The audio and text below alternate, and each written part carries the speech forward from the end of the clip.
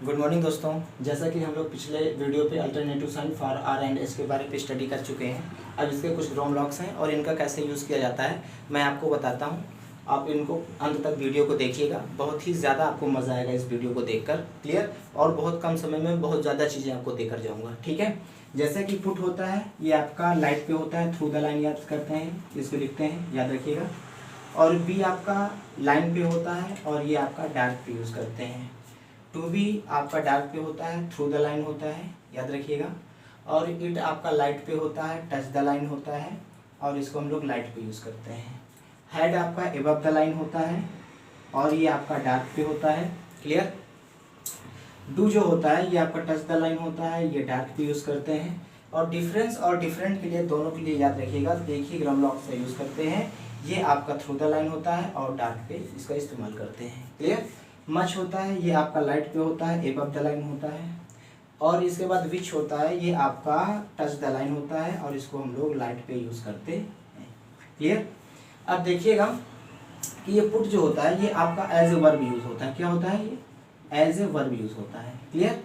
B जो होता है ये आपका जब कोई मॉडल वर्ब एक्टिव वाइज में होता है और उसको पैसिव वाइज में चेंज करते हैं हम लोग, तब वहाँ पर बी का यूज़ होता है। जैसे देख लीजिएगा, आपका एक्टिव वाइज पे modal verb I can do this work. Clear?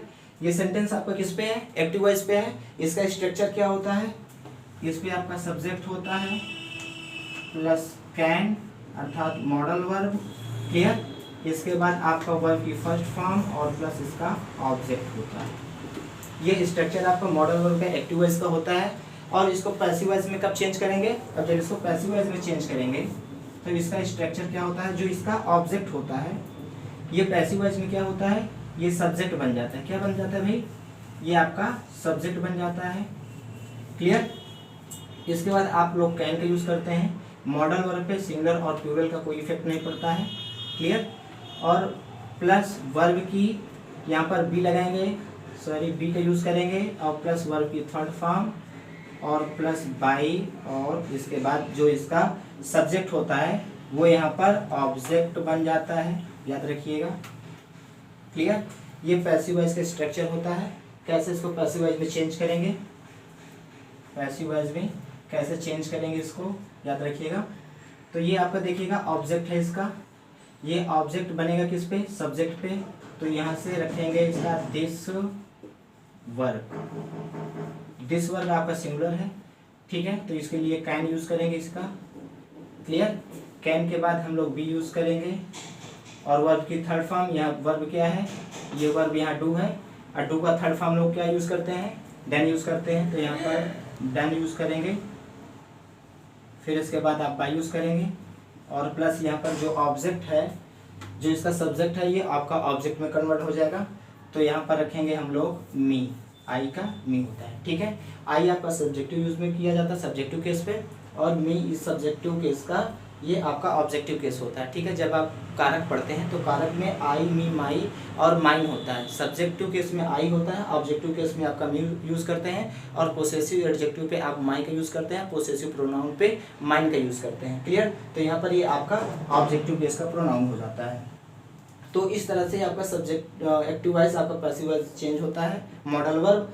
तो वहाँ पर हम देखिए यहाँ पर ये बी याद आया है और बी के बाद देखिएगा ये डन आया है, अर्थात इसमें वर्ब की थर्ड फॉर्म का यूज़ किया गया है। तो याद रखिएगा, जब हम इस बी का यूज़ करेंगे तो इसके बाद वर्ब की थर्ड फॉर्म का यूज़ करेंगे। क्लियर? अगला आता है आपका टू बी। टू बी ये भी क्या होता है? जब आपका कोई सेंटेंस होता है और वो प्रेजेंट का हो, किसका हो? प्रेजेंट का हो, और उस सेंटेंस में उस सब्जेक्ट की इच्छा हो। क्लियर? तो उस सेंस पे हम लोग जो है जब पैसिव वॉइस का यूज़ करते हैं तो वहाँ पर टू बी का यूज़ किया जाता है। जैसे कि सेंटेंस आपका बनता है आई हैव या हैज़ यूज़ होता है प्लस टू प्लस यहाँ से वर्ब की फर्स्ट फॉर्म और प्लस ऑब्जेक्ट होता है। यहाँ पर क्या होता है भाई? ऑब्जेक्ट होता है। सेंटेंस बनता है जैसे I have to do this work. Clear? ये आपका एक्टिव वॉइस का सेंटेंस हो गया। I have to this work, इसका मतलब यह है कि मुझे यह काम करना है। कहने का मतलब यह जो सेंटेंस होता है आई होता है, आई की यहाँ पर इच्छा को शो किया जाता है। क्या किया जाता है? इच्छा को शो किया जाता है। और ऐसे सेंटेंस हमारे जो होते हैं प्रेजेंट इंडेफिनिट में इनका यूज़ किया जाता है। क्लियर? तो इसका जो पैसिव वॉइस का स्ट्रक्चर होता है, तो पैसिव वॉइस भी जब इसको हम चेंज करते हैं तो याद रखिएगा जो इसका ऑब्जेक्ट होगा वो बनेगा यहाँ पर सब्जेक्ट बनेगा। क्लियर? इसके अकॉर्डिंग यहाँ पर हम लोग हैज़ या हैव का यूज़ करते हैं, plus to plus be verb की थर्ड फॉर्म, प्लस यहाँ से बाई, और जो वहाँ पर आपका सब्जेक्ट होता है एक्टिव वॉइस का वो आपका यहाँ पर ऑब्जेक्ट बन जाता है। क्या बन जाता है भाई? ऑब्जेक्ट बन जाता है। कैसे इस सेंटेंस को चेंज करेंगे पैसिव वॉइस में? देखिएगा पैसिव वॉइस पे तो दिस वर्ग यहाँ पर क्या है? ये आपका ऑब्जेक्ट होता है। ये आपका जब पैसिव वॉइस में जाएगा तो सब्जेक्ट बन जाएगा। तो लिखेंगे इसको क्या? This work. क्लियर? इसके अकॉर्डिंग यहाँ पर हैज हैव यूज होगा। ये हैज आपका सिंगुलर पे होता है, हैव आपका प्लूरल पे यूज होता है। दिस वर्क आपका सिंगुलर है इसलिए इसके साथ हैज का यूज करेंगे। तो यहाँ लगाएंगे हैज। टू बी कॉपी करेंगे। वर्ब की थर्ड फॉर्म क्या है? यहाँ पर डन, डू है, और डू का थर्ड फॉर्म क्या होता है? डू डिड डन, अर्थात डन होता है। यहाँ पर इसका थर्ड फॉर्म यूज करेंगे डन। बाई, बाई लगाएंगे। और इसका देखिए सब्जेक्ट जो है वो क्या है? आई है। तो आई का जो ऑब्जेक्टिव केस होता है वो क्या होता है? मी होता है। क्लियर? तो इस तरह करके सेंटेंस के एक्टिव वॉइस को हम पैसिव वॉइस में चेंज कर दिए हैं। तो यहाँ आप देखेंगे कि ये टू बी आया हुआ है। क्या आया है? टू बी आया है। और टू बी के बाद देखेंगे तो यहाँ वर्ब की थर्ड फॉर्म यूज़ की गई है। तो इसका यूज़ जहाँ भी करते हैं इसके बाद वर्ब की थर्ड फॉर्म का यूज़ ज़रूर करते हैं। क्लियर? तो इस तरह से अगला आपका ग्रामर ब्लॉक्स होता है इट। इट जो होता है नोटिस करिएगा कि इट आपका ये नॉन लिविंग पे यूज़ किया जाता है और ये सब्जेक्ट की तरह यूज़ होता है। जैसे it is a chair. Clear? ये आपका सब्जेक्ट के रूप में होता है और नॉन लिविंग के लिए यूज़ किया जाता है। देखेंगे अ चेयर यहाँ पर क्या है? नॉन लिविंग है। क्लियर? तो इट का यूज़ हम लोग सब्जेक्ट के रूप में करते हैं, याद रखिएगा। हेड जो होता है ये आपका पास्ट परफेक्ट पे यूज़ करते हैं। कहाँ पर यूज़ करते हैं इसका? पास्ट परफेक्ट पे करते हैं। और कैसे यूज़ करते हैं देख लीजिए आप लोग, बहुत इंटरेस्ट आएगा आपको। बस आप टॉपिक को देखते जाइए और ये बहुत इंपॉर्टेंट चीज़ें हैं मैं जो आपको बता रहा हूँ। पास्ट परफेक्ट का जब कोई सेंटेंस होता है, आई हैड ईटेन। क्लियर? यहाँ देखेंगे ये आपका सब्जेक्ट होता है, प्लस इस पे हैड का यूज़ करते हैं और प्लस यहाँ से वर्ब की थर्ड फॉर्म का यूज़ किया जाता है। क्लियर? तो हैड के बाद याद रखिएगा वर्ब की थर्ड फॉर्म यूज़ होगी। तो इसके बाद भी वर्ब की थर्ड फॉर्म यूज़ करते हैं।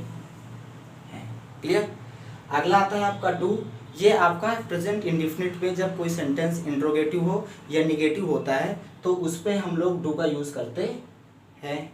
क्लियर? ये लाइन पे रहता है और टच द लाइन रहता है, डार्क पे रहता है। क्लियर? आगे आएंगे डिफरेंस और डिफरेंट। देखिए एक वर्ब होती है ये डिफर, ये डिफर वर्ब होती है। और जब डिफर वर्ब पे हम लोग यहाँ से ENCE, ANCE, TION, MENT, clear? अब प्लस यहाँ से URE, ऐसे करके सुफिक्स जोड़ देते हैं। ये सुफिक्स ऐड कर देते हैं तो कोई भी वर्ब जो होती है आपकी वो किस पे बदल जाती है? वो आपकी नाउन में बदल जाती है। किस पे बदल जाती है? नाउन में बदल जाती है।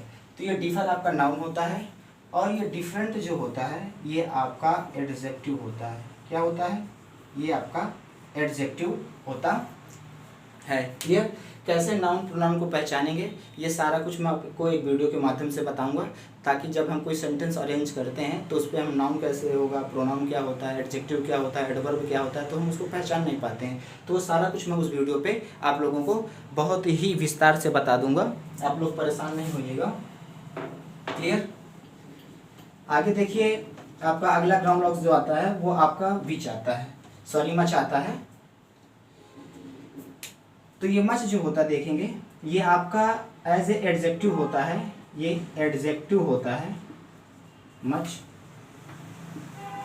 और प्लस इसके बाद हम लोग मटेरियल नाउन का यूज़ करते हैं।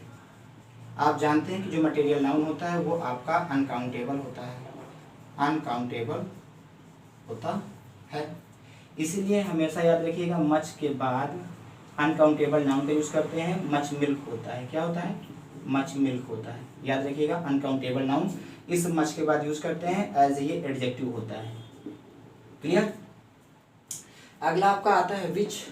विच का यूज़ जो है हम सेंटेंस में 3 तरीके से करते हैं। कहाँ कहाँ पर करते हैं आप लोग बहुत ही विशेष रूप से देखिएगा। एक तो ये आपका जब इंटरोगेटिव आपका सेंटेंस होता है, ठीक है, तो वहां पर इसका विच का यूज करते हैं हम लोग सब्जेक्ट के रूप में, ठीक है। दूसरा इसका हम लोग इंट्रोगेटिव रिलेटिव प्रोनाउन पे इसका यूज करते हैं, रिलेटिव प्रोनाउन पे। तो वहां पर आपका ये सेंटेंस होता है प्लस विच और प्लस आपका सेंटेंस, तो वहां पर ये दोनों सेंटेंसों के बीच रिलेशन को शो करता है, इसलिए इसको हम लोग रिलेटिव प्रोनाउन की तरह भी यूज करते हैं। और तीसरा इसका जो यूज होता है वो आपका रिलेटिव एडजेक्टिव की तरह भी इसका यूज करते हैं, एडजेक्टिव की तरह यूज करते हैं। तब विच प्लस नाउन आपका आता है, ठीक है ना। तो विच का यूज कहाँ कहाँ करते हैं याद रखिएगा। इंट्रोगेटिव आपका जब सेंटेंस होता है तो विच का यूज करते हैं सब्जेक्ट के रूप में करते हैं, इसको याद रखिएगा। ये आपके सब्जेक्ट के रूप तरह यूज होता है। और रिलेटिव प्रोनाउन पे ये आपका 2 सेंटेंसों के बीच पे रिलेशन शो करता है, तो उस सेंटेंस पे यूज करते हैं। और रिलेटिव एडजेक्टिव जब आपका होता है तो वहाँ पर ये सब्जेक्ट के रूप में यूज होता है, और ये आपका थिंग्स के लिए यूज करते हैं, ठीक है ना। याद रखिएगा कि इसका यूज कहाँ पर हम लोग करते हैं। तो इस तरह करके जो इस अल्टरनेटिव साइन पे आपके जितने भी ग्रामर ब्लॉक्स थे, मैंने उनको एक ग्रामर पर कहाँ से इनका यूज़ किया जाता है, तो एक तरह से इनको मैंने आपको बता दिया है। तो प्लीज़ इसको आप लोग अच्छे से पढ़िए, मेमोराइज़ करिए। अगर ये वीडियो आपको पसंद आता है तो प्लीज़ लाइक करिए, शेयर करिए और सब्सक्राइब करिए। फिर मिलते हैं अगले वीडियो पर। नमस्कार दोस्तों।